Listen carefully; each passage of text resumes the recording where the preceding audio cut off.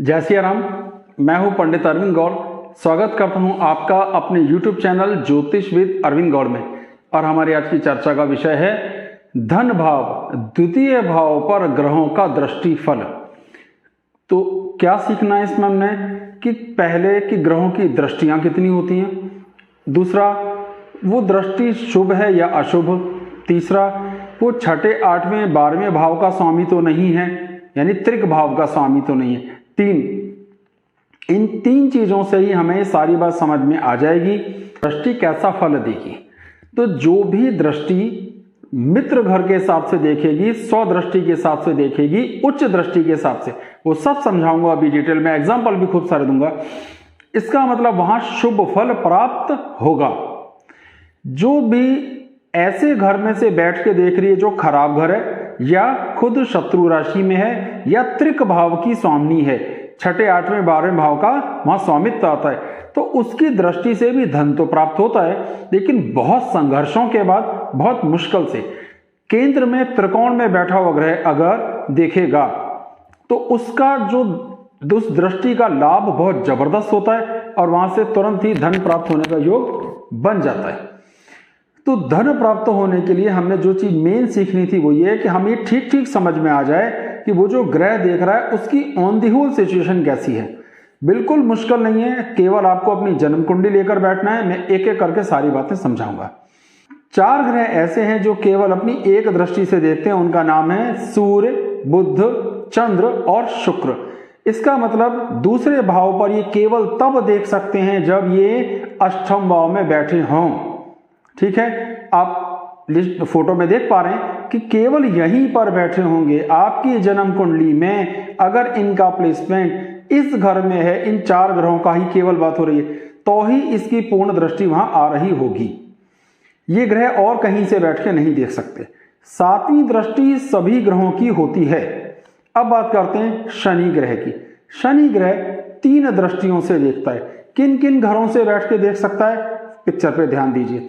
आपको अपनी जन्म कुंडली में ध्यान से देखना है कि आपका शनि कहाँ है। अगर वो इन 3 भावों में है तो उसकी पूर्ण दृष्टि दूसरे भाव पर पड़ रही होगी, धन भाव पर पड़ रही होगी, अन्यथा नहीं। अब मंगल की बारी। मंगल की जो 3 भाव कौन कौन से हैं आप देख पा रहे हैं। अगर आपका मंगल इन 3 भाव में, जहां मैंने अपने पिक्चर में आपको मंगल लिख के दिखाया है, आपका मंगल है, तो उसकी दृष्टि पड़ रही है, अन्यथा नहीं। गुरु, राहु और केतु की बराबर बराबर एक जैसी दृष्टियां होती हैं, 5वीं, 7वीं, 9वीं। इसलिए इन तीनों को मैंने एक साथ दिखा दिया है, जिससे आपको ये पिक्चर क्लियर हो जाए कि अगर आपकी कुंडली में इन भावों में हैं तभी केवल उनकी दृष्टि दूसरे भाव पर, धन भाव पर आएगी। मोटा मोटा आप ये समझ गए कि कहाँ आपका ग्रह है। अपनी जन्म कुंडली लेनी है, ध्यान से देखना है, एक एक करके ग्रह को देखना है। पहले सूर्य को देखिए, चंद्र को देखिए, मंगल को देखिए और टिक कर लीजिए कि कौन कौन से ग्रह देख रहे हैं। सारे ग्रहों को एक साथ दिखा देता हूं। देखिए इस फिल्म में, इस पिक्चर के अंदर मैंने सारे ग्रह एक साथ लिख दिए। अगर वो आपकी कुंडली में इनमें से किसी घर में वही ग्रह जो नाम लिखे गए, मैंने 9 के 9 ग्रहों को 8वें घर में दिखाया है और बाकी सभी ग्रह जो उनकी अलग विशिष्ट दृष्टियां हैं उनको अलग घरों में भी दिखाया है। तो एक सिर्फ समझाने के लिए है, उनकी दृष्टियां भी दिखाई हैं कि कैसे जा रही हैं। एक चीज यहां तक क्लियर हो गई जो आप आराम से समझ पाएंगे। अब आती है बात कि छठे और 8वें भाव में तो नहीं है। कुंडली का छठा, 8वां, 12वां भाव कौन सा होता है, मैं आपको पिक्चर में दिखा रहा हूं। देखिए कि ये भाव छठा, जहां पे मैंने ये सर्किल कर दिए, रेड सर्किल किए हुए आप देख पा रहे हैं। इन भावों में अगर वो ग्रह बैठा है या इन भावों का वो स्वामी है तो उसका प्रभाव ज्यादा अच्छा नहीं आएगा। आपको कैसे पता चलेगा कि इन भावों का स्वामी है कि नहीं? देखिए 1 से लेके 12 तक कोई ना कोई मैथमेटिकल नंबर वहां पर होगा। हर नंबर की राशि को क्या कहते हैं? जैसे 1 नंबर की राशि को कहते हैं मेष, उसका स्वामी है मंगल। 2 नंबर की राशि को कहते हैं वृषभ, उसका स्वामी है शुक्र। 3 को कहते हैं मिथुन, उसका स्वामी बुध। लिस्ट आपके सामने। तो अब आपके लिए बड़ा आसान है, छठे, 8वें और 12वें भाव में कौन से मैथमेटिकल नंबर लिखें और उनका कौन सा ग्रह बनता है, आप बड़ा आराम से पता लगा सकते हैं। तो अब ये हुआ कि आपको कंफर्म हो जाएगा इतनी देर में कि कौन कौन से ग्रह देख रहे हैं। ठीक है। अगर वो छठे, 8वें, 12वें भाव के स्वामी है तो ये कमजोर स्थिति है, ये बहुत संघर्ष के बाद पैसा देंगे सब, पैसा सब ने देना है, लेकिन बहुत ज्यादा संघर्ष करवा के देंगे। जो शुभ होंगे, केंद्रों में होंगे, जो मैं आपको केंद्र त्रिकोण दिखा रहा हूं, तो उनका लाभ बहुत अधिक होता है, उनसे बहुत अधिक फायदा होता है, कम से कम मेहनत में बड़े आराम से मिलता है। अब आती है बात कि वह ग्रह की दृष्टि किस प्रकार होगी। हर एक ग्रह मोटे तौर पर 3 दृष्टियों से देख सकता है, समदृष्टि, मित्र दृष्टि, शत्रु दृष्टि। मैंने उच्च को भी मित्र दृष्टि में ही समाहित कर दिया है, जिससे कि ज्यादा कॉम्प्लिकेटेड ना हो। लिस्ट आपके सामने है, आप देख पा रहे हैं कि जो भी ग्रह, अब आपको कुछ नहीं करना है, पहले कुंडली लेनी है, आराम से देखना है कि कौन कौन से ग्रह वहां देख रहे हैं, कौन से ग्रह केंद्र के देख रहे हैं, कौन से त्रिकोण के देख रहे हैं, कौन से छठे, 8वें, 12वें भाव के देख रहे हैं। जब ये पिक्चर क्लियर हो गई, फिर लिस्ट में देखना है कि सेकंड भाव में मैथमेटिकल नंबर कौन सा है, 1, 2, 3, 4, 5 कोई सा तो होगा। आपको सिर्फ ये जरा सा हिसाब लगाना है कि वहां जो देख रहा है, जैसे मंगल देख रहा है मान लो 7वें भाव में बैठ के अपनी अष्टम दृष्टि से दूसरे घर में, तो वो और कर्क लगाने, कल्पना कर लीजिए, तो क्या करेगा, वहां वो मित्र की दृष्टि है, सूर्य आएगी 5 नंबर, तो लिस्ट में देखना है मंगल के आगे देखो 5 नंबर लिखा है मित्र के साथ, इसका मतलब वो शुभ दृष्टि हो गई। तो इसका अर्थ है कि वहां अत्यधिक आराम से अत्यधिक धन लाभ आपको होगा। तो सारी लगने कैसी हैं, उनकी राशियों का फल कैसे प्राप्त होता है। देखिए, जो भी 7वीं दृष्टि से देख रहा है या अपनी पूर्ण दृष्टि, सारी दृष्टियां ही शुभ हैं, मतलब पूर्ण दृष्टियां हैं, लेकिन जब जो ग्रह केंद्र का त्रिकोण का स्वामी होकर के देखेगा वो बहुत आराम से धन लाभ देगा। जो ग्रह छठे, 8वें, 12वें का स्वामी होगा वो कम धन लाभ देगा। एक जो ग्रह मित्र दृष्टि से देखेगा वो अधिक धन लाभ देगा, जो शत्रु दृष्टि से देखेगा वो बहुत कम लाभ देगा, मुश्किल से लाभ देगा, और बल्कि लाभ नहीं भी देगा। और जो सम दृष्टि से देख रहा है वो एट पार पे लाभ देगा। कोई मुश्किल नहीं है, सुनने में जरूर कॉम्प्लिकेटेड लग रहा है। अभी जब मैं 5-6 एग्जाम्पल आपको दिखाऊंगा तो मुझे उम्मीद है ये विषय ज्यादा मुश्किल नहीं होगा, आराम से ये बात समझ में आ जाएगी। आप एग्जाम्पल पे ध्यान दीजिए। पहला एग्जाम्पल लेते हैं।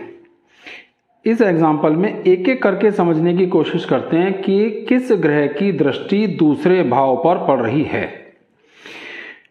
सबसे पहले राहु को लीजिए। तो राहु की 3 दृष्टियां हैं, 5वीं, 7वीं और 9वीं। यहां पड़ेगी, यहां पर और यहां पर, यानी इस भाव पर कोई भी दृष्टि नहीं है। फिर शनि की दृष्टि होती है 3, 7, 10। 1, 2, 3 यहां पड़ेगी, 7वीं यहां पड़ेगी, 10वीं यहां नहीं पड़ रही। उसके बाद सूर्य की सिर्फ एक दृष्टि है जो यहां पड़ेगी, बुध की भी एक दृष्टि यहां पड़ेगी, मंगल की 1, 2, 3, 4 एक दृष्टि यहां, एक दृष्टि 7वीं यहां, एक दृष्टि 8वीं यहां नहीं पड़ रही। केतु की 3 दृष्टियां हैं, 5वीं, 7वीं और 9वीं, यानी इस भाव पर एक भी नहीं। शुक्र और चंद्र की केवल एक दृष्टि है जो सिर्फ इस घर पर आएगी। गुरु की 3 दृष्टियां, 5वीं, 7वीं और 9वीं, यानी इस कुंडली में एक भी ग्रह की दृष्टि दूसरे भाव पर नहीं पड़ रही है। तो इस एग्जाम्पल का मीनिंग ये था कि जरूरी नहीं है कि हर ग्रह की दृष्टि या किसी न किसी ग्रह की दृष्टि दूसरे भाव पर पड़े ही। तो हमने क्या समझा कि ये जरूरी नहीं है कि दृष्टियां पड़नी ही चाहिए। इसका ये अर्थ हुआ कि कोई भी ग्रह ना विशेष शुभ फल दे रहा है ना ही विशेष अशुभ फल, तो इसका और कोई अर्थ नहीं। यानी अगर कोई भी ग्रह आपके दूसरे भाव पर अपनी पूर्ण दृष्टि नहीं डाल रहा है तो इसका ये अर्थ नहीं है कि आपके पास धन नहीं होगा। इसका अर्थ है ना ही कोई ग्रह विशेष धनवान बनाने का योग दे रहा है, ना ही धन को कम कर रहा है। अब दूसरा एग्जाम्पल लेते हैं। इसमें ध्यान दीजिए, सभी ग्रहों की दृष्टियां आपके सामने लिखी हैं। अगर हम चंद्र की दृष्टि देखें तो केवल एक होती है जो 10 नंबर जहां लिखा है 7वें भाव पर आएगी, केवल इस भाव पर। हमारी बात नहीं, और हमें तो यहां दृष्टि चाहिए। शनि 1, 2, 3 यहां देखेगा, शनि 7वीं दृष्टि से यहां देखेगा, शनि 10वीं दृष्टि से यहां देखेगा। हमारी बात नहीं बन रही। मंगल चौथी दृष्टि, सातवीं दृष्टि और आठवीं दृष्टि यहाँ नहीं देखा। शुक्र और बुध केवल एक दृष्टि यहाँ देखेंगे, सूर्य की केवल एक दृष्टि केवल यहाँ। अब केतु की दृष्टि पे ध्यान दीजिए कि केतु कहाँ है, यहाँ। तो केतु की एक दृष्टि हो गई पांचवी इस घर में, और एक दृष्टि हो गई सातवीं इस घर में, और एक दृष्टि हो गई यहाँ। तो केतु की दृष्टि यहाँ पे पड़ रही है। बराबर हालत गुरु की है, क्योंकि इसकी सेम दृष्टियां हैं, गुरु की पांचवी सातवीं, लेकिन नौवीं दृष्टि यहाँ आ रही है। तो हमने क्या सीखा इस एग्जाम्पल में कि दो ग्रहों की दृष्टियां यहाँ पर पड़ रही हैं, एक गुरु की और एक केतु की। पहला हिस्सा तो ये तय हो गया। दूसरी चीज हमें समझनी है कि उस ग्रह को छठे और आठवें भाव का स्वामी नहीं होना चाहिए। यहाँ पर गुरु छठे भाव का स्वामी है, पर स्वग्रही है, अपने घर का मालिक है, इसलिए उसकी दृष्टि अशुभ प्रभाव नहीं देगी। ये तीसरा क्लॉज है जिसे आपको ध्यान रखना है। यहाँ जो हमारा पहला नंबर की बात थी, क्या समझना था कि इस घर के साथ ये जो दृष्टि है 5 नंबर, सूर्य की राशि, गुरु उसका मित्र है क्या? लिस्ट में आप देखिए, हाँ, केतु की यहाँ दृष्टि आती है तो ये शत्रु दृष्टि। तो भाव क्या निकला कि यहाँ पे दूसरे भाव पर, धन भाव पर गुरु की शुभ दृष्टि आ रही है, जो सुफल देगी। के बैठा है तो उसकी सामर्थ्य बहुत अधिक, और वो भाग्य का भी स्वामी है, इसलिए ये बहुत अच्छा धन देने वाला योग बना। एक और एग्जांपल पे ध्यान देते हैं। आप लिस्ट में देख पा रहे हैं कि हर एक ग्रह की कितनी दृष्टियां हैं। यहाँ मंगल एक ग्रह ऐसा है जिसकी 8वीं दृष्टि यहाँ पड़ रही है, गुरु की 5वीं दृष्टि यहाँ पड़ रही है। तो दो ग्रहों की स्पष्ट दृष्टियां यहाँ पड़ रही हैं। गुरु छठे घर के स्वामी हैं, इसलिए उसकी दृष्टि उतनी प्रभावी नहीं होगी, और मंगल अपनी उच्च राशि में हैं और यहाँ मित्र दृष्टि से देख रहे हैं तो बहुत अधिक प्रभावी होगी। क्योंकि गुरु की दृष्टि भी मित्र दृष्टि है, इसलिए कुल मिलाकर गुरु की दृष्टि भी बहुत बुरी नहीं मानी जाएगी। तो अर्थ ये निकला, क्योंकि गुरु भाग्य का स्वामी भी है, ठीक है। तो गुरु और मंगल की दोनों ही जबरदस्त शुभ दृष्टियां यहाँ पर पड़ रही हैं। तो ये धन देने का, धनदायक होने का, अमीर होने का बहुत पावरफुल योग बना। चौथा एग्जाम्पल लेते हैं। इस एग्जाम्पल पे ध्यान देंगे तो राहु की पूरी दृष्टि यहाँ पड़ रही है, शनि की भी पूरी दृष्टि यहाँ पड़ रही है, गुरु की भी पूरी दृष्टि यहाँ पड़ रही है। तो 3 ग्रहों की दृष्टि इस भाव पर पड़ रही है और किसी भी ग्रह की नहीं। गुरु न छठे भाव का स्वामी है, न 8वें का, इसलिए और यह स्वदृष्टि से, अपनी मित्र दृष्टि कह लो, स्व कह लो, लिस्ट के हिसाब से फेवरेबल है। तो ये जबरदस्त धन योग बना। एक बात, राहु की यहाँ पर नीच दृष्टि पड़ रही है, ये खराब स्थिति हुई। शनि की यहाँ पर सम दृष्टि पड़ रही है, ये एक एवरेज दृष्टि हुई। लेकिन क्योंकि गुरु केंद्र में बैठता है और एक त्रिकोण का स्वामी भी है, इसलिए जो 3 दृष्टियां हैं वो तीनों का ऑन दी होल जो प्रभाव आएगा वो बहुत शुभ आएगा, क्योंकि इस भाव के स्वामी पर अपने भाव की दृष्टि पड़ रही है। ये एक बहुत जबरदस्त अच्छा योग बना 3 ग्रहों की दृष्टि का। इस एग्जाम्पल पे ध्यान देते हैं। इसमें शनि की दशम दृष्टि पड़ रही है, 1 2 3 4 5 6 7 8 9 10। तो एक शनि की दृष्टि आ गई। मंगल की 8वीं दृष्टि, 7वीं और 8वीं स्वदृष्टि 2। गुरु और शुक्र की भी पूरी दृष्टि पड़ रही है। तो दृष्टि यहाँ पर आ रही है।